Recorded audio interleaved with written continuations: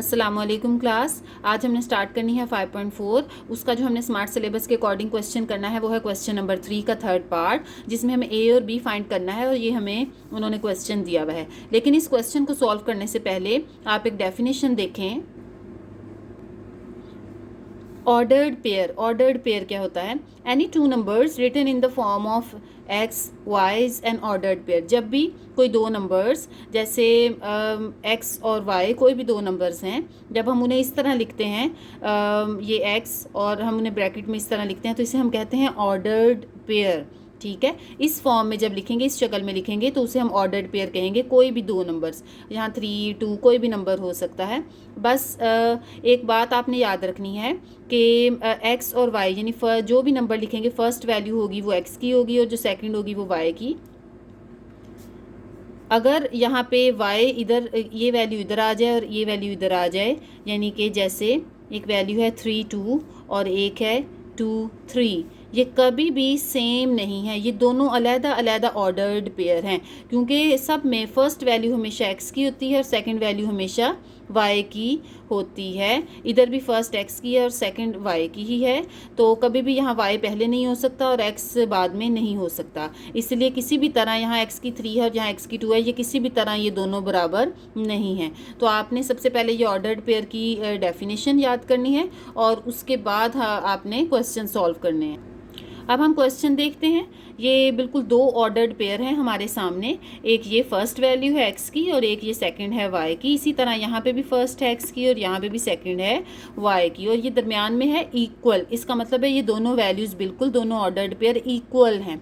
अगर ये इक्वल हैं तो इसका मतलब है एक्स की दोनों वैल्यूज़ बराबर होंगी। यानी यहाँ फर्स्ट में जो ये एक्स की वैल्यू है, ये सेकेंड में मौजूद एक्स की वैल्यू के बराबर होगी, और ये जो वाई की वैल्यू है वो वाई की वैल्यू के बराबर होगी। तो हमने इनमें से हम जो हमने वैल्यूज़ फाइंड करनी है ए और बी की, वो हम इन्हें इक्वल करके फाइंड कर सकते हैं। अब हम इनमें से ए वाली वैल्यूज़ जो हैं वो एक साइड पे लिख लेते हैं, एक तरफ लिख लेते हैं इक्वल के, और बाकी दोनों जो हैं वो एक तरफ लिख लेते हैं। यानी 3 -7 यहाँ आ जाएगा, प्लस हो जाएगा, और -2 है वहाँ जाके प्लस हो जाएगा। तो टोटल हो गए 3a और ये हो गया 10। 3 मल्टीप्लाई है, यहाँ आके हम डिवाइड कर देते हैं, तो हमारे पास जो a की वैल्यू आ गई है वो है 10/3। इसी तरह हम नेक्स्ट करते हैं, y की वैल्यू भी y की वैल्यू के इक्वल करते हैं। यानी b - 1 is equal to 2b + 5, और यहाँ पे b, वहाँ से 2b यहाँ आके माइनस हो जाएगा और -1 वहाँ जाके प्लस कर देते हैं, और b में से 2b माइनस करें तो -b, 5 + 1 6, और इन यहाँ पे माइनस को ख़त्म करने के लिए हम इन दोनों को डिवाइड कर देते हैं बोथ साइड्स पे -1 से, जिससे ये माइनस कट जाएगा और b का आंसर आ जाएगा हमारे पास -6।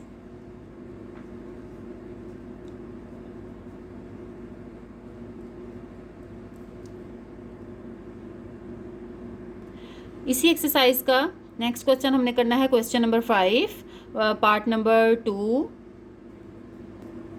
और इस क्वेश्चन में हमें x एक सेट दिया हुआ है यहाँ पे और y एक सेट दिया हुआ है, और हमें नंबर ऑफ़ एलिमेंट्स फाइंड करने हैं। जब हम y क्रॉस x फाइंड करेंगे तो उसमें कितने नंबर ऑफ़ एलिमेंट्स आएंगे। तो इस क्वेश्चन को करने से पहले मैं आपको एक डेफिनेशन बताती हूँ। कार्टीजियन प्रोडक्ट क्या होता है? प्रोडक्ट का मतलब होता है मल्टीप्लाई। अब ये कार्टीजियन प्रोडक्ट क्या है? कोई से भी दो सेट्स जो नॉन एम्प्टी हों, जैसा कि ये दो सेट्स हैं, ठीक है, इनमें कुछ एलिमेंट्स मौजूद हैं, ये एम्प्टी नहीं हैं, तो नॉन एम्प्टी कोई से भी दो सेट्स ए या बी या कोई से भी दो, जिसे हम इस तरह से डिनोट करें ए क्रॉस बी, उसमें जब हम इसको सॉल्व करेंगे तो इसमें तमाम ऑर्डर्ड पेयर्स जितने बन सकते हैं पेयर्स वो हम इसमें बनाएंगे, उसे कहते हैं कार्टीजियन प्रोडक्ट। अब कितने मैक्सिमम पेयर बन सकते हैं, इसी तरह का उन्होंने हमसे क्वेश्चन पूछा है कि हमें एक एलिमेंट, ये एक सेट दिया हुआ है x जिसमें 3 एलिमेंट्स हैं, और एक सेट दिया हुआ है y और उसमें है 2 एलिमेंट्स। और अब हम देखते हैं कि इनको जब हम इनका प्रोडक्ट लेंगे, कार्टीजियन प्रोडक्ट, तो उसमें कितने एलिमेंट्स होंगे। एलिमेंट्स ऑफ सेट एक्स में हैं 3 और एलिमेंट सेट वाई में है 2। यहाँ पे हैं 3 और यहाँ पे हैं 2। जब हम इसका प्रोडक्ट लेंगे तो 3 को 2 से मल्टीप्लाई करेंगे तो ये 6 आ रहा है, यानी जब हम इसका कार्टेशियन प्रोडक्ट लेंगे तो उसमें 6 ऑर्डर्ड पेयर्स बनने चाहिए, लेकिन अभी हमें इन्हें बनाने नहीं है क्योंकि उन्होंने हमसे सिर्फ नंबर ऑफ एलिमेंट्स पूछे हैं। हम नेक्स्ट एक्सरसाइज देखते हैं 5.5। ये सेम वही क्वेश्चंस हैं, एक हमें एल सेट दिया हुआ है और एक एम सेट दिया हुआ है। इसमें 3 एलिमेंट्स हैं और इसमें 4 एलिमेंट्स हैं। अब हमें इनका ये क्रॉस फाइंड करना है। हम इसका फर्स्ट पार्ट देखते हैं, एल क्रॉस एल, यानी ये हमारे पास एल सेट है और ये है हमारे हमने इसका एल सेट के साथ ही क्रॉस लेना है, यानी कार्टेशियन प्रोडक्ट लेना है। हमने ये एल सेट लिख लिया और अगेन ये एल सेट लिख लिया। अब हमने इसके जितने ऑर्डर्ड पेयर्स बन सकते हैं उतने बनाने हैं। और कितने बनेंगे, ये 3 एलिमेंट्स हैं और ये भी 3 एलिमेंट्स हैं, तो 3 × 3 9 जो इसके ऑर्डर्ड पेयर्स हैं वो बनेंगे। किस तरह, ए का ए के साथ पेयर बन सकता है, ए का बी के साथ, फिर ए का सी के साथ, इसी तरह बी का भी ए के साथ, फिर बी का बी के साथ और बी का सी के साथ, इसी तरह सी का भी तीनों के साथ। तो टोटल ये 9 ऑर्डर्ड पेयर्स बनेंगे। और इसके अलावा हमें इसमें से 2 बाइनरी रिलेशंस भी फाइंड करने हैं। अब बाइनरी रिलेशन क्या है, हम पहले उसकी डेफिनेशन देखते हैं।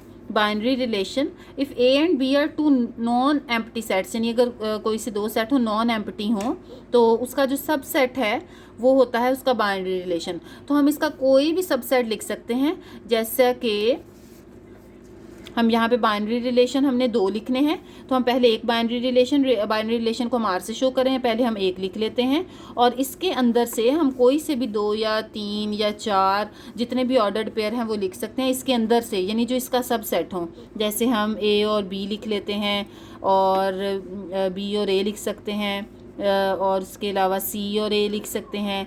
तो आप जो उनसे चाहें 2 या 1 या 4 जितने जो इसका सब सेट हो, यानी इसके अंदर से ही आपने बाइनरी रिलेशन को ढूंढने हैं। हमने 2 लिखने हैं, ये मैंने 1 लिखा है, एक आप और इस तरह का लिख सकते हैं, उसको हम R2 कह देते हैं।